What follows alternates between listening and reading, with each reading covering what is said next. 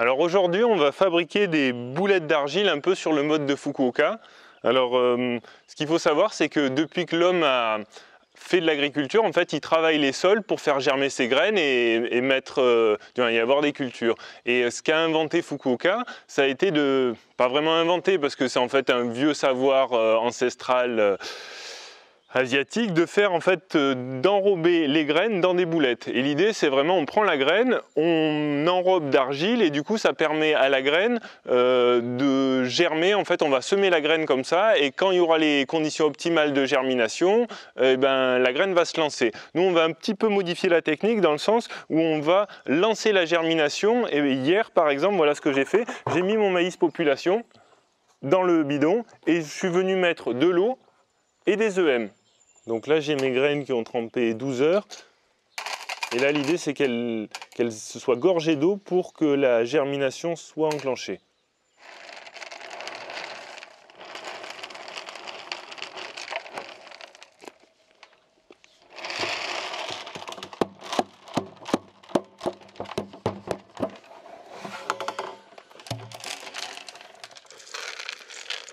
Donc ça, c'est du maïs population qui a été sélectionné par Bertrand Lassagne il y a maintenant 15-20 ans.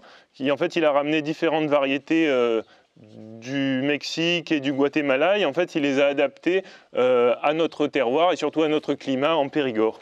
Et donc là, la variété, c'est Laura Grain, si je ne me trompe pas, quelque chose comme ça. Et donc là, du coup, c'est une semence paysanne et l'intérêt de la semence paysanne, c'est qu'on va pouvoir la ressemer chaque année sans qu'on ait à la racheter comme des hybrides.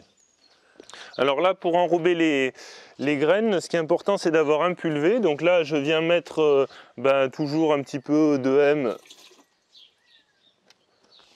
dans mon pulvé pour avoir en fait dans mes boulettes toutes les bonnes bactéries, champignons, levure qu'on puisse imaginer. Donc l'enrobage des graines pour faire des boulettes, on peut le faire gentiment à la main, mais là on va faire une technique un petit peu plus rapide. Donc là j'ai mes grains de maïs qui ont trempé 12 heures dans les EM et l'eau que je mets dans la bétonnière. Donc là je les ai égouttés, mais ils sont quand même très humides. Donc là en fait la stratégie, ça va être, parce que si je commence à mettre de l'argile pour faire la boulette, je vais avoir vraiment des gros conglomérats et c'est pas ce que je souhaite. Ce que je veux moi, c'est vraiment avoir chaque graine qui est enrobée de 1, 2, 3 mm d'argile. Donc là je vais mettre du charbon de bois pour assécher en fait pour assécher un petit peu les grains. Donc là je vais envoyer la bétonnière.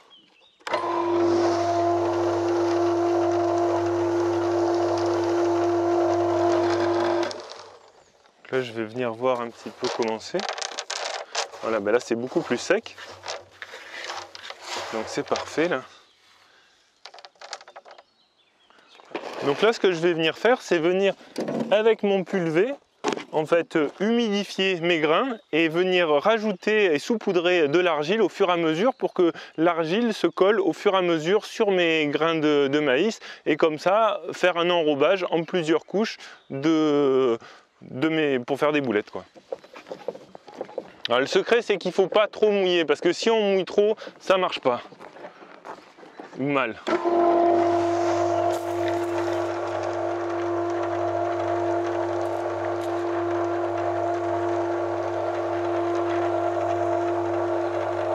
La buse vraiment plus fine.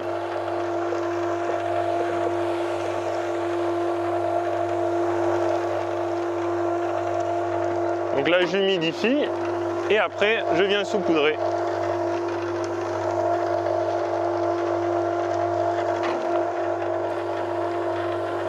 On réhumidifie et on saupoudre à nouveau.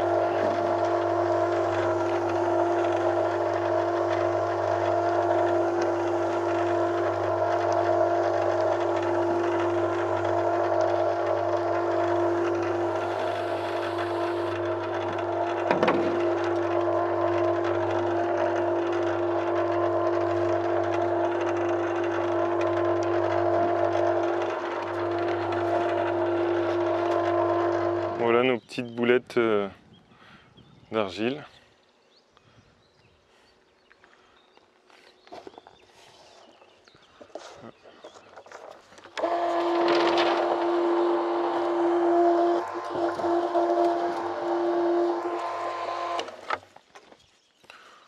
Donc voilà comment en 5 minutes avec une bétonnière enrober plusieurs kilos de graines, quoi.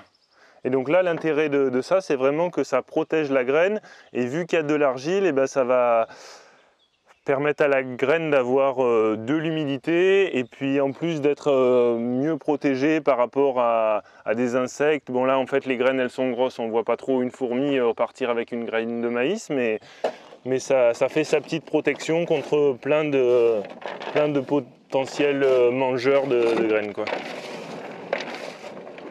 Donc là je suis devant une parcelle où on a semé un couvert d'hiver. Donc là on voit l'avoine qui est encore restée toute petite et un peu de févrole derrière moi. Et là l'idée c'est de faire un petit mix entre Fukuoka avec ses boulettes et le non-agir, et les techniques de 1000 pas des Amérindiens. Donc là, ce qu'il faut savoir, c'est que tous les potimarrons pourris de l'hiver, on les a balancés sur la parcelle. Et là, je viens, donc le 15 avril, on vient balancer ces boulettes de maïs enrobé qu'on a fait tremper, et on va balancer ça sur la parcelle. Alors je sais pas, ouais, on va balancer ça ici, et on va venir mettre du broyat de déchets verts par-dessus, et puis on va bien voir ce que ça donne. C'est probable que l'avoine transperce, il y a encore des vivaces, donc affaire à suivre.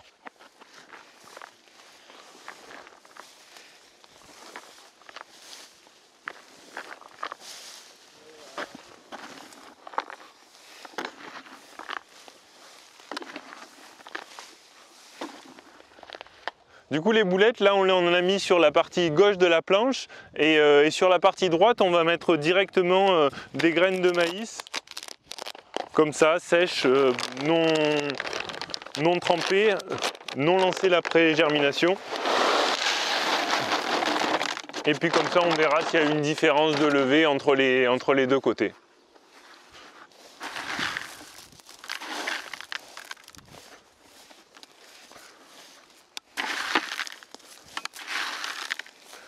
Donc là, une fois le semis à la volée effectué dans le couvert, je vais passer avec le tracteur pour coucher ce que je peux de ce couvert, et on va venir mettre un peu de déchets de broyat par-dessus, et puis après on va voir ce que ça donne.